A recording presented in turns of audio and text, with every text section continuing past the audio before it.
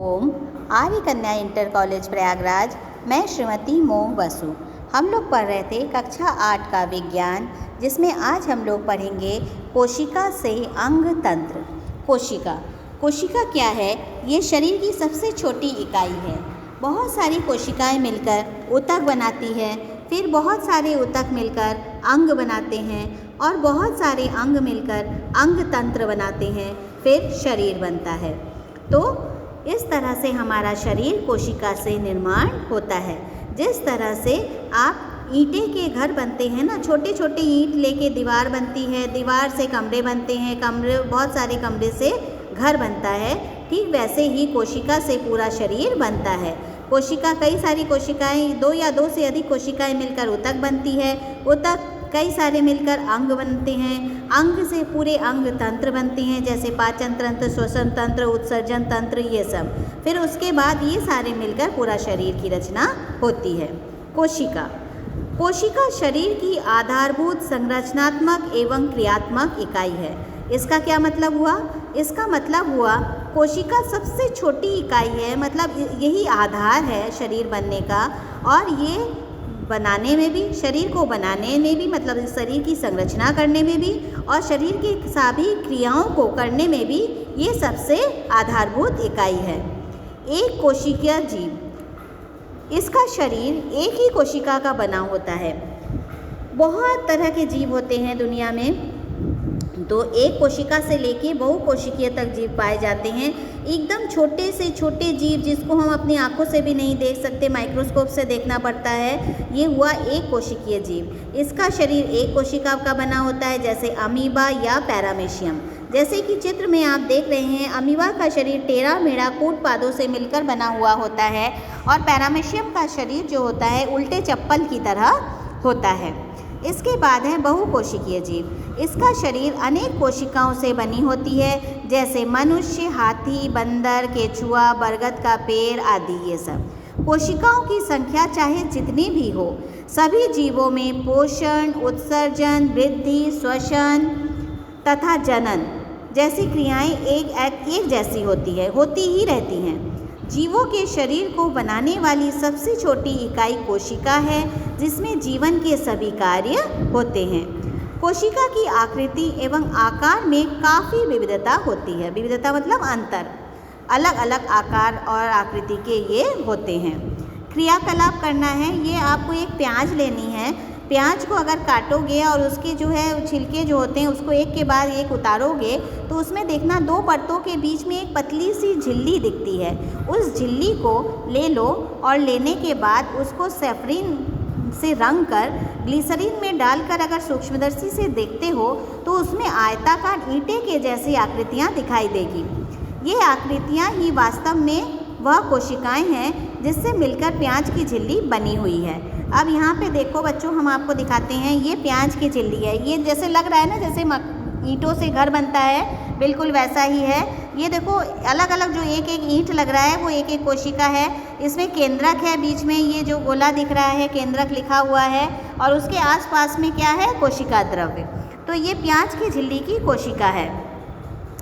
सबसे बड़ी जो कोशिका होती है, ये तुम्हारी जानकारी के लिए है, जनरल नॉलेज का, ये बहुत इंपॉर्टेंट है, ये आता है तो इसको आप याद कर लेंगे। सबसे बड़ी कोशिका शुतुरमुर्ग पक्षी का अंडा होता है। ये बहुत बड़ा होता है। सबसे बड़ा एक कोशिका क्या है? शुतुरमुर्ग पक्षी का अंडा। सबसे छोटा कोशिका जो है वो माइकोप्लाज्मा नामक एक जीव का होता है, याद रखना है आपको, माइकोप्लाज्मा। सबसे लंबी कोशिका जो होती है वो तंत्रिका कोशिका होती है, जो हमारे शरीर में पाई जाती है। इसकी लंबाई लगभग 1 मीटर तक हो सकती है। अब पढ़ना है हम लोगों को कोशिका की संरचना। सामान्यतः एक कोशिका में कोशिका झिल्ली, केंद्रक और कोशिका द्रव्य नामक 3 भाग होते हैं। ये आप लोग देख लो बच्चों, कोशिका का तस्वीर, ये है पादप कोशिका और ये है जंतु कोशिका। इसमें हम लोगों ने क्या क्या देखा? इसमें कोशिका झिल्ली, ये जो कोशिका है इसके बाहर और चारों ओर जो झिल्ली दिख रही है वो है कोशिका झिल्ली। ये जो है ये है कोशिका झिल्ली, ठीक है। ये बीच वाला हिस्सा है केंद्रक, और इसके बीच में जितने भी ये सब भरे हुए हैं ये सब क्या है? कोशिका द्रव। इसी तरह इसमें भी है। ये देखो, ये बाहर जो है, ये देखो कोशिका झिल्ली है, ये वाला कोशिका झिल्ली के बाहर क्या है, ये कोशिका झिल्ली के बाहर जो है कोशिका भित्ति है। इसमें ये जंतु कोशिका है ना, इसलिए ये है कोशिका झिल्ली और ये है कोशिका भित्ति, अभी हम आपको पढ़ाएंगे। और ये है अंदर वाला, ये गोला रिक्तिका है। और ये जो कोशिका का बाहर वाला हिस्सा है, ये और ये रिक्तिका जो है, ये रिक्तिका में पानी भरा है। और ये है कोशिका द्रव, ठीक है, ये पूरा कोशिका द्रव है। और इसमें ये वाला जो है ये केंद्रक है, ठीक है, ये एंडोप्लाज्मिक रेटिकुलम है, ये माइटोकॉन्ड्रिया है, ये जो है हरित लवक है। ये इस तरह इसके अंदर रहता है। समझ में आ गया होगा आपको। एक बार फिर बताती हूँ। ये देखो बच्चों, ये जो है ये पूरा पादप कोशिका है और ये जंतु कोशिका है। ये जो है सबसे बाहर क्या होता है, सबसे बाहर होता है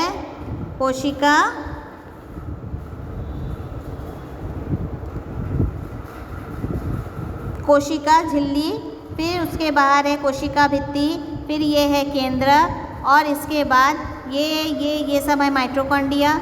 ये रिक्तिका है, इसमें जल भरा रहता है, पादप कोशिका है इसलिए इसमें बड़ा है, जंतु कोशिका में छोटा छोटा होता है। और इसके बीच में कोशिका झिल्ली और कोशिका केंद्रक के बीच में ये सब जो है, ये सब क्या है, कोशिका द्रव भरा हुआ है इसमें। और इसमें कोशिकांग है अलग अलग, ये सब कोशिकांग है,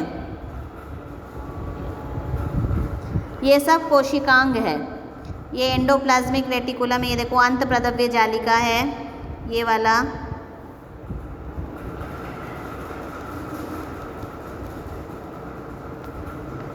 केंद्रक है, कोशिका द्रव है, माइटोकॉन्ड्रिया है, ये सब दिख रहा है तुमको, ठीक है। इसके बाद हम लोग फिर पढ़ेंगे कोशिका की संरचना पढ़ रहे थे। सामान्यतः एक कोशिका में कोशिका झिल्ली, केंद्रक तथा कोशिका द्रव 3 भाग होते हैं। साथ ही कोशिका द्रव में अनेक छोटी छोटी रचनाएं दिखाई देती हैं जिसे कोशिकांग कहते हैं। प्रमुख कोशिकांग क्या क्या है? प्रमुख कोशिकांग में सबसे पहले पढ़ेंगे कोशिका झिल्ली। यह प्रत्येक कोशिका के चारों ओर पाई जाने वाली झिल्ली है जो कोशिका को स्थिर रखती है तथा कोशिका के अंदर बाहर पदार्थों का आदान प्रदान करने में नियंत्रण करती है। यह सभी कोशिकाओं में अवश्य उपस्थित होती है। कोशिका भित्ति। कोशिका भित्ति पौधों की कोशिकाओं में कोशिका भित्ति के बाहर, कोशिका झिल्ली के बाहर एक मोटी मजबूत परत होती है जिसे कोशिका भित्ति कहते हैं। कोशिका भित्ति एक दृढ़ संरचना है जो कोशिका की रक्षा करती है। यह केवल पौधों में पाई जाती है। देखो, कोशिका झिल्ली दोनों में पाई जाती है, जंतु तथा पौधे दोनों में, लेकिन कोशिका भित्ति सिर्फ पौधों में पाई जाती है और इसकी सुरक्षा करती है। इसके बाद केंद्रक। केंद्रक दोनों में ही पाए जाते हैं। ये कोशिका का सबसे महत्वपूर्ण अंग है जो सामान्यतः जंतु कोशिकाओं के मध्य में होता है, परंतु पादप कोशिकाओं में यह परिधि की ओर होता है। इसका कार्य कोशिका की वृद्धि एवं विभाजन करना है। यह पूरी कोशिका की रचना व कार्य पर नियंत्रण करती है। ये मुख्य भाग होता है बच्चों कोशिका का केंद्रक, ये सभी क्रियाओं का नियंत्रण करती है। इसके बाद है कोशिका द्रव्य।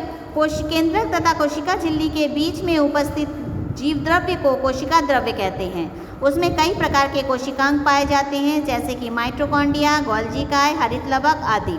माइटोकॉन्ड्रिया यह दोहरी झिल्ली से घिरी कैप्सूल के आकार की संरचना है जो श्वसन क्रिया में भाग लेकर ऊर्जा उत्पन्न करते हैं तथा संचित करते हैं। इसे कोशिका का ऊर्जा गृह या पावर हाउस भी कहते हैं। ये क्या करते हैं? श्वसन में महत्वपूर्ण है, एटीपी बनाते हैं और श्वसन क्रिया में भाग लेकर ऊर्जा उत्पन्न करते हैं। इसके बाद हरित लवक। हरित लवक क्या करता है ये आप लोग जानते हो, आप लोगों ने 6 में भी पढ़ा था। पौधे जो है प्रकाश संश्लेषण की क्रिया द्वारा भोजन बनाते हैं, वो क्रिया वो हरित लवक की उपस्थिति में करते हैं। ये केवल हरी पादप कोशिकाओं में पाया जाता है और प्रकाश संश्लेषण का कार्य करता है। इसके बाद है तारकाय, यह केंद्रक के पास पाया जाता है तथा कोशिका विभाजन में सहायता करते हैं। यह सिर्फ जंतु कोशिका में पाया जाता है। ये देखो बेटा तारकाय, इसको सेंट्रोसोम बोलते हैं। ये है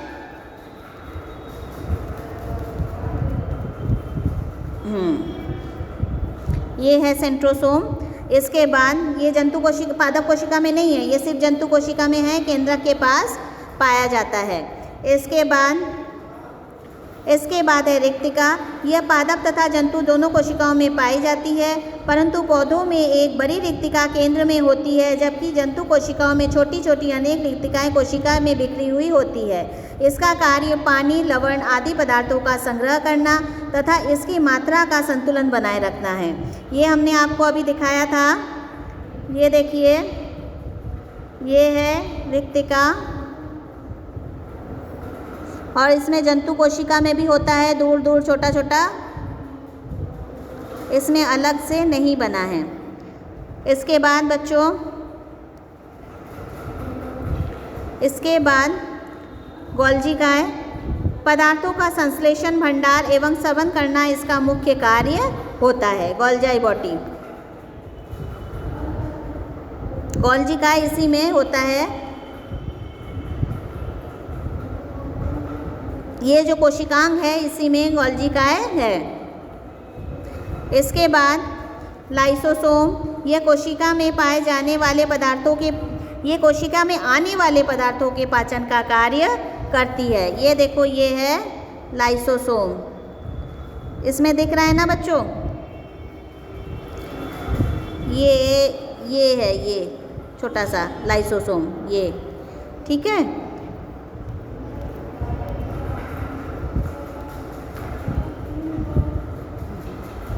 इसके बाद राइबोसोम, यह प्रोटीन संश्लेषण में सहायक होते हैं। ये बहुत इम्पॉर्टेंट है, ये प्रोटीन संश्लेषण में सहायक होते हैं। फिर है अंतःप्रद्रव्य जालिका, इसमें भी राइबोसोम चिपके हुए होते हैं। झिल्लियों की बनी हुई जालिका नुमा संरचना अंतःप्रद्रव्य जालिका कहलाती है, जो कि केंद्रक से जुड़ी होती है अथवा इसमें मुक्त रूप में पाई जाती है। यह केंद्रक झिल्ली तथा कोशिका द्रव के बीच में संबंध बनाती है। यह प्रोटीन संश्लेषण में सहायक होती है। ये तुमको याद रखना है, राइबोसोम प्रोटीन का संश्लेषण करती है और अंतःप्रद्रव्य जालिका भी उसी में सहायता करती है। इसके बाद हम लोग पढ़ेंगे पादप कोशिका तथा जंतु कोशिका में अंतर। पादप कोशिका भित्ति पाई जाती है, ये हमने आपको अभी बताया। कोशिका झिल्ली के चारों ओर मोटी सी कोशिका भित्ति थी। जंतु कोशिका में कोशिका भित्ति नहीं पाई जाती। पादप कोशिका में हरित लवक पाए जाते हैं, जंतु कोशिका में हरित लवक नहीं पाए जाते हैं। पादप कोशिका में सेंट्रोसोम अनुपस्थित होते हैं, जबकि जंतु कोशिका में सेंट्रोसोम उपस्थित होते हैं। रिक्तिका पादप कोशिका में बड़ी होती है और संख्या में एक होती है, जबकि रिक्तिका जंतु कोशिका में संख्या में अधिक होती है लेकिन छोटी होती है। और केंद्रक परिधि की ओर होता है, मतलब बाहर की ओर, और जंतु कोशिका में ये केंद्र की ओर होता है। तो ये पार्ट 18 और पार्ट 19 एक साथ समझाना था, इसीलिए मैंने ये वीडियो बनाया। बड़ा हो गया थोड़ा सा, लेकिन आप लोग इसको पूरा देखिएगा और समझ लीजिएगा। तब तक के लिए खुश रहिए, सुरक्षित रहिए, स्वस्थ रहिए और